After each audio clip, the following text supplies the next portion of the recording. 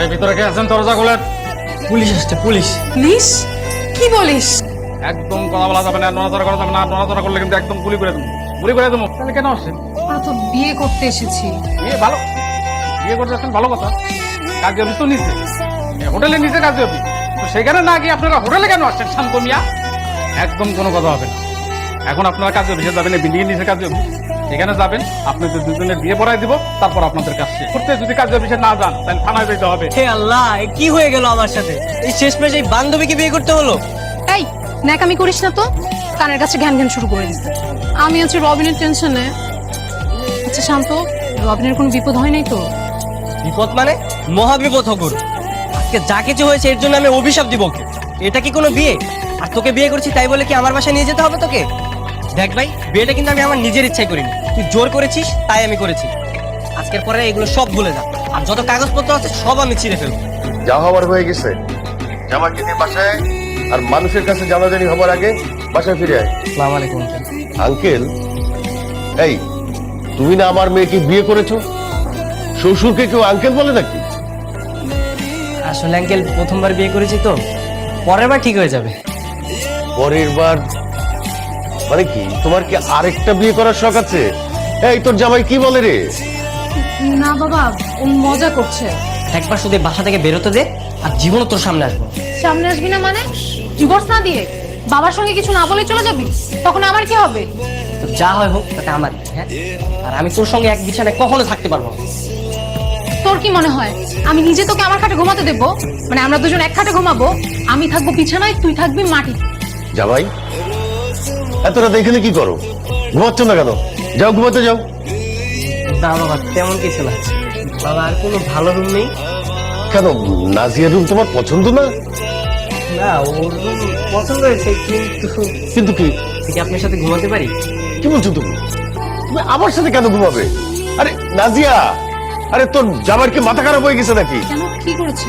ও বলতেছে আমার সাথে ঘুমাবে, আমাকে বলে যে বাবা আমি কি আপনার সাথে ঘুমাতে পারি? রবিন ফোন দিছে তো এরকম ঢ্যাং ঢ্যাং করে নাচার কি আছে? ফোনটা রিসিভ করে বল এরকম বাটপারি করার কারণটা কি? হ্যাঁ রবিন, কোথায় তুমি? নাজিয়া, আমি আসলে অনেক সরি। আর বলো না, মা হঠাৎ করে অসুস্থ হয়ে গিয়েছিল। মাকে নিয়ে আমি দুপুর থেকে দৌড়াদৌড়ির মধ্যে আছি। আর আমার ফোনটা যে কোথায় ছিল আমি নিজেই জানি না। এ তো অনেক কাহিনী হয়ে গেছে। কি কাহিনী? তুমি কাল দেখা করো, হ্যাঁ? দেখা হলে সব বলবো। আচ্ছা ঠিক আছে। ছেলেটা কে?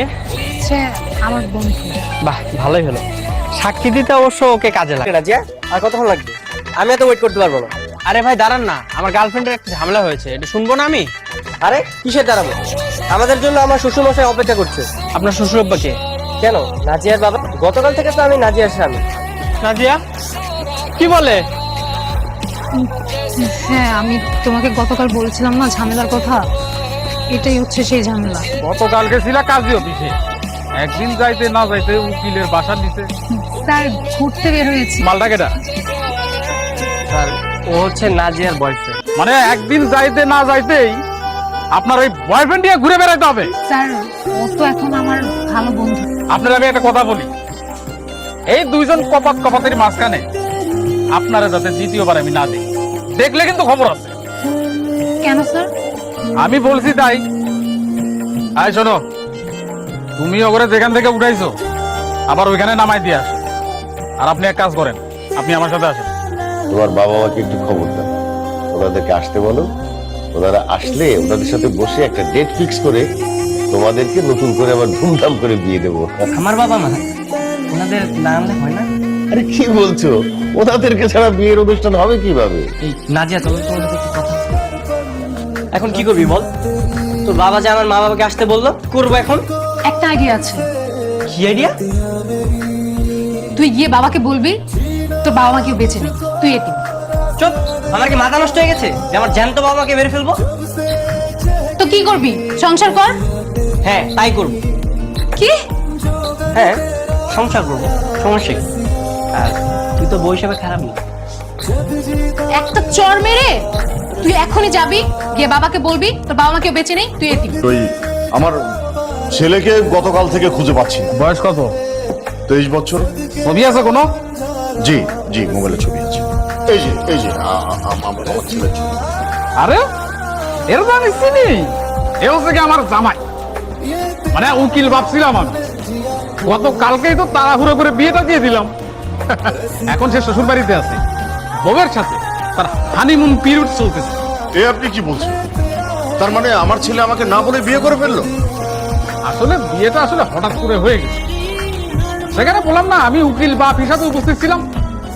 ও, তার মানে এই বিয়ের সাথে আপনিও জড়িত ছিলেন? বাবা, আমার তো বাবা মা কেউ জীবিত নেই, আমি তো এতিম। তুমি এতিম সেই কথাটা তুমি তখনই বলতে পারতে।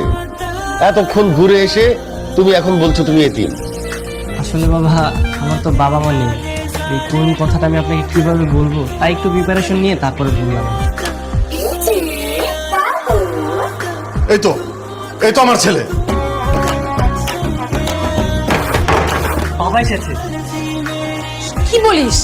আর শুধু বাবা না, সেই ওসি সাহেবটাও এসেছে। ঘটনাটা হইতেছে উনি আপনার বেয়াই, আপনার মেয়ের শ্বশুর। কি বলতেছেন? শান্ত তো আমাকে বললো যে সে এতিম, তার বাবা মা কেউ নাই। কি বলছেন আপনি এসব? আমার ছেলে শান্ত আপনাকে এই কথা বলেছে? জি। ওকে একটু ডাকুন। শান্ত এখন কোথায়? পাশের রুমে আছে। আমি একটু ওর সাথে কথা বলতে চাই। ভাই পাওয়ার কিছু না, বাড়িঘর দেখে না আমার খুব ভালো লেগেছে। আর শোন, আমি যা কিছু করব এগুলো সব দেখানো মাত্র, বুঝতে পারলি? আমি রাগ করব, পুরো বিষয়টাকে মেনেই নিতে চাইবো না। আসলে এটা কিছুই না, এটা হচ্ছে একটা অভিনয়। কিন্তু আমি তোকে ডিভোর্স দিয়ে দিব। তোর মাথা খারাপ নাকি? হ্যাঁ, তুই এখানেই থাকবি আর এই মেয়েই হবে তোর বউ, বুঝতে পারলি? না, না, আমি এটা মানি না। যেই ছেলে তার জীবন্ত বাবা মাকে মেরে ফেলেছে, সেই ছেলেকে আমি অন্তত আর আমার বাড়িতে ঢুকতে দেবো না। আপনার যদি মায়া হয়ে থাকে তাহলে আপনি আমার ছেলেকে সারা জীবনের জন্য রেখে দেন, কিন্তু আমার বাড়িতে আমি আর আমার ছেলেকে ঢুকতে দেব না। এটাই আমার শেষ কথা। আমি বাসায় বসে বসে একটা কথা চিন্তা করলাম। কি? দেখ, এমনিতেই তোর বাবা, আমার বাবা, সবাই সবকিছু জেনে গেছে। আর ওই ওসি সাহেবের কথা বাদই দিলাম। আমি ভেবেছি যে আমরা ডিভোর্স না দিয়ে সংসার শুরু করি। শান্ত, তুই হঠাৎ এরকম চেঞ্জ হলি কি করে? এটা কিন্তু কথা ছিল না। দেখ, ভেবে দেখতে পারিস কিন্তু। কোনো ভাবাভাবি নাই। আমি কালকে রবিনের সাথে দেখা করব। তোমাদের যে কাজী অফিসে বিয়ে হয়েছে ওই কাজী অফিসে গিয়ে তোমাদের আমি ডিভোর্স করাবো। তাহলে যত দ্রুত সম্ভব চলো আমরা কাজী অফিসে যাই। আগে তো কাবির নামা হাতে পেতে হবে। কাবির নামা হাতে পেলে তারপর সবকিছু ঠিকঠাক করে দিবে উনি। আমি বলছিলাম না তো দুইজনের মাঝখানে তোরে যাতে তৃতীয়বার আর না দেখি। কেন আইছো? কি বলছি আমি না? ওরা এখন আমি থানায় নিয়ে গিয়া তোর পিছন দিক দিয়ে যদি আমি ডিম খারাপই না দিছি, কথাটা মনে রাখ। স্যার, ও কিছু স্যার, ওকে বন্ধু ভেবে বিশ্বাস করাটা আমার সব থেকে বড় ভুল হয়েছে। ও আচ্ছা, তুই যখন আমাকে নিঃস্বার্থের মতো ব্যবহার করিস, কই আমি তো কিছু বললাম না।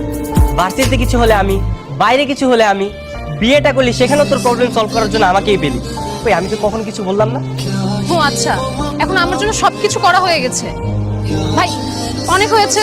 তুই এখন থেকে তোর মতো থাক, আমি আমার মতো থাকবো। শোন, অনেক তো করেছিস আমার জন্য, পারলে আরেকটা কাজ করিস। আজকের পর থেকে আমার সামনে আর কখনো আসিস না। আমি তোর সামনে আসবো না? না, আসবি না। ভালো থাকিস। ওই দেখা নাজিয়ার এখন একটা ফোন দিবি। ফোন দিয়া তোর মনের ভিতরে কি ছিল সেটা নাজিয়ারে বল। নাজিয়া, তোমাকে একটা কথা বলার ছিল। হ্যাঁ, বলো।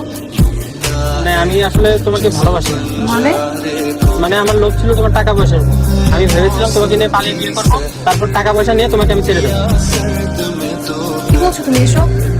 আমি ঠিকই বলছি। এর আগেও আমি দুজনকে ঠকিয়েছি, প্রেমের নাটক করে তারপরে ছেঁকা দিয়ে টাকা পয়সা নিয়ে পালিয়েছি। আমাকে তুমি মাফ করে দাও। তুমি একটা কাজ করো না, বল, কি কাজ করবো? তুমি না শান্ত বাবাকে ফোন দিয়ে আমাদের বাসায় আসতে বলো। তারপর তোমরা সবাই মিলে নতুন করে আমাদের বিয়ের আয়োজন করো। দুজন মিলে ওদের দুজনের হাত এক করে দিই। হ্যাঁ, ঠিকই বলেছেন বিআই সাহেব। আসলে ওরা ছোট মানুষ, ভুল করে ফেলেছে। আমরাও তো ওদের সাথে ভুল করতে পারি না। এবার আমরা আমাদের কাজটা করব। এবার কিন্তু আমরা আমাদের ছেলে মেয়ের বিয়ের অনুষ্ঠানটা বেশ বড় সড়ো করে করব, কি বলে না? একদম একদম সঠিক কথাটাই বলেছেন। তুমি এসেছো, আমি তো ভেবেছিলাম তুমি আসবে না। কি হয়েছে বল, কি বলবি? একদম তুই তাকারি করবে না।